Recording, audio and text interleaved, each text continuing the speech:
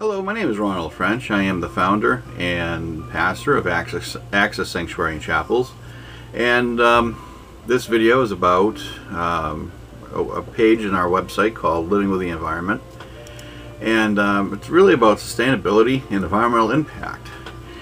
Now, with the sustainability, we're trying to live by example. We're trying to create a church where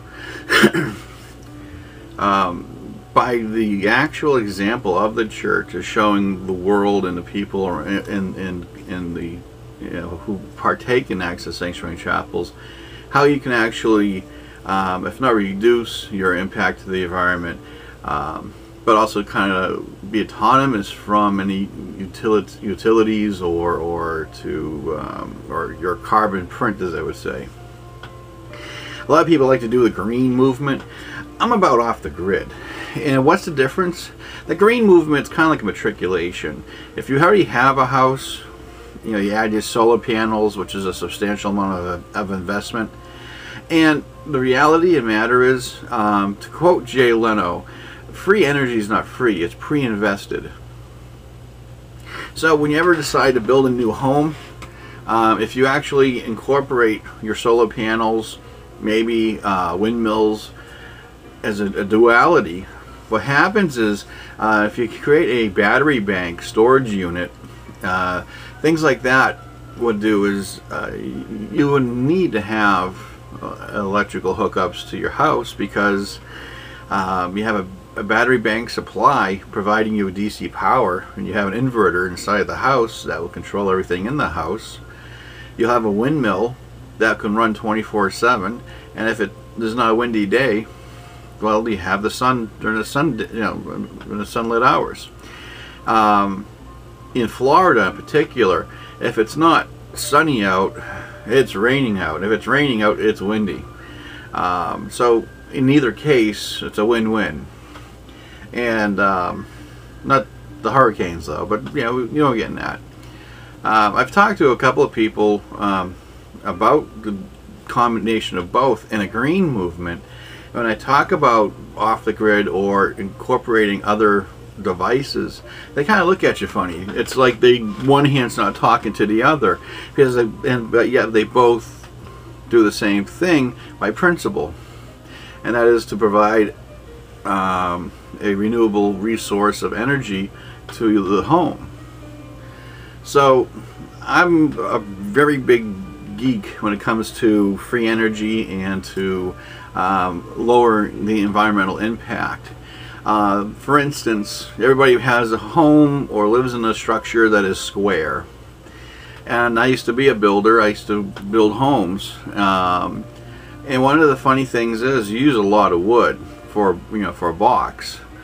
And when I'm looking at geodesic domes, for instance, you use about 2/3 less wood, and you actually gain more cubic square feet than you would a regular cubed house.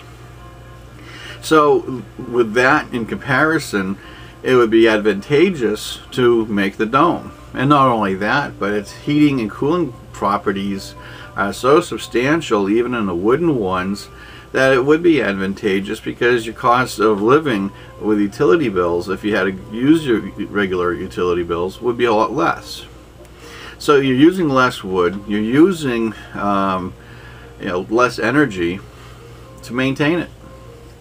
Another thing about the other domes that I'm interested in is the monolithic domes, which are, in a nutshell, if you ever see how an in-ground pool is built, tip it upside down. It's a membrane that's inflated. You have a zero-cell foam sprayed about 4 to 6 inches thick. And then you have a steel rebar cage built 2 inches from that insulation, and then they spray shotcrete, which is basically it's a big hose with an air hose attached, and it literally spits out the cement onto the inner walls of the dome. The benefit is incredible. For one thing, you have the insulating factor of the concrete, the strength of the rebar reinforcing the concrete, and then you have 6 inches of this foam, and then the membrane. Have you ever held a cup of coffee? The styrofoam cup? That's 1/8 inch thick of this EPS foam, and you're holding it in your hands, and there's a 120 to 180 degree temperature item inside of it, and you're only feeling maybe 80 degrees. So to give you an idea of insulating properties, you're looking at something similar at 4 to 6 inches thick. And it has the highest EPA rating for insulation. The only thing that's weak is the doors and the windowsills, or the windows, you know. So that gives you an idea of the property of the insulation. Plus, it's definitely airtight. Now, FEMA has declared monolithic domes to be pre-approved as a near-disaster proof structure, and it's actually pre-qualified for a lot of their grants that they offer, which we're going to be applying for once we get land. So when it comes to environmental impact of these monolithic domes, they don't use any of the wood around. They're designed to last over 100 years, and they're not going to topple over if a windstorm comes by. So there's a lot of other nifty things about it, and there'll be videos and whatnot on the website to show for. And we're also into the sciences of alternative energy, such as hydrogen from water, or commonly known as HHO, or brown gas.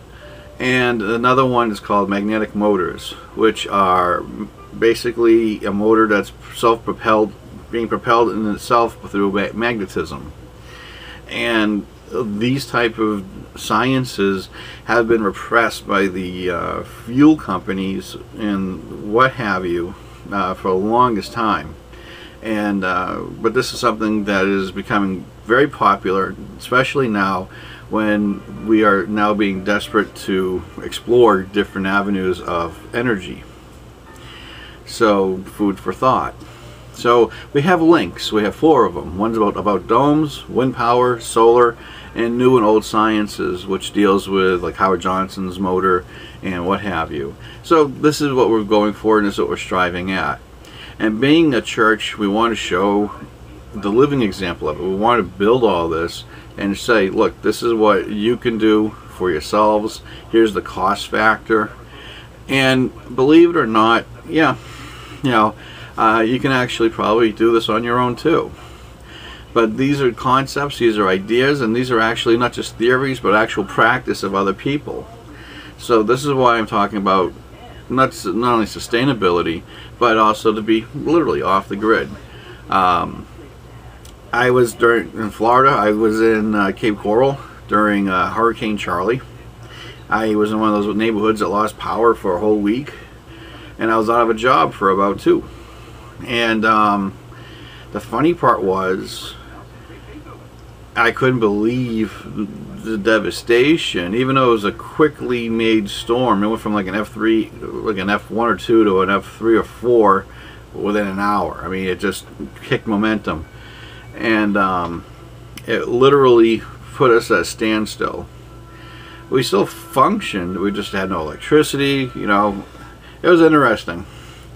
The funny part was, with doing without, I realized a lot of other things happen. Without air conditioning in Florida, you do get the mold, you know, or mildew buildup in the house, just because of the humidity down here. You also have, you know, your basic stuff, like anything in the freezer was no longer frozen. So, you know, my thinking was, I would rather be in an environment where, a self-environment, where if you're not affected by the storm, on a physical level, if you have a structure that can withstand the wind and the debris and what have you, but you can also have a self-sustaining environment where you walk outside, it's decimation around, but you still have your air conditioner, you still have your refrigerator running, and as if it was, you just never been hit by the storm at all. And that's the kind of feeling I want to achieve. That's the thing I want to look at, because if you're dependent on the power lines, granted, it took me a week. My surrounding neighbors, it took over a month. And those of you who live in square boxes, those little stick homes, even in Florida, they're made out of cement concrete blocks. But there was a part of Port Charlotte that was called the Blue Roof area because they had no shingles or tile.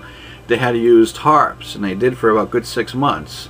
So when you drove in the highway, what did you see? Nothing but blue roofs. So yeah, home insurance. And a lot of people feel like you have insurance policy is the best thing for you. A friend of mine took about 3 years before she finally settled with her insurance company. So when you deal with insurance, it sounds great if you got a mortgage, but it really sucks if you have to depend on it. Because they can move at their own pace, not the pace that you feel you want them to move. So I would rather live in a structure that would be almost autonomous of any environmental impact, such as hurricanes and tornadoes, because you don't have a roof if you have a dome, because the dome itself is a roof and a wall and all in the same thing. I implore you to look at the domes. They're neat. But the thing is, you don't lose your roof.